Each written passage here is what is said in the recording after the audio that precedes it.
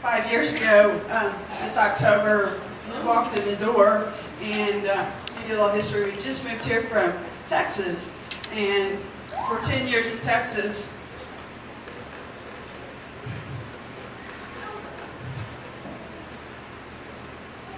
we were heavily involved in ministry. And if anybody's been involved in ministry and you get it taken away, it's like your heart's getting ripped out.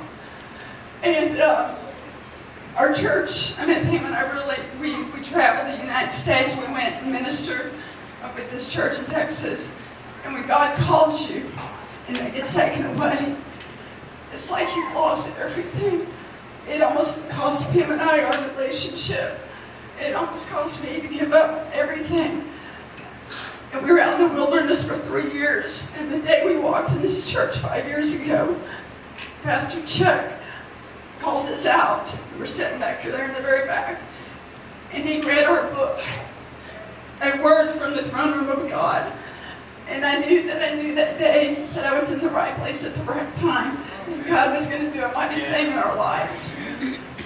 So I'm here to tell you, and what was the biggest testimony of all, is when 2 weeks later he went in the hospital and this church kept going. These people in this church, the leadership of this church, kept it going, even though the leader of this church was in the hospital, bedridden. It kept going, and I knew then God was going to do a big thing. It was 3 years ago that Pastor originally went to my partner and said, "So you think Tammy would want to step up and teach the teens?"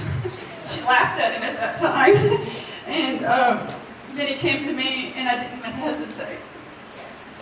Because I knew God was doing something big.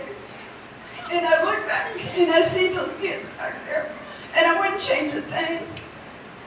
Because they are our future. They are our future, and I want to give them everything that God has for them. Because that's what it's about. When God calls you to ministry, He's never going to take it away. He's going to make it bigger and better than what you had before. So I'm here to tell you today, I encourage you, when God calls you, He's not going to forget about it, but He's going to restore it better than it was before. So don't give up. And I want to thank everybody, all the leaders, everybody that was welcoming, Pastor Shandon and everybody that kept this church going, even though when our pastor was in the hospital, it kept running. And so don't give up. Don't give up hope. Don't give up your relationship. Hang on to what God has in store for you.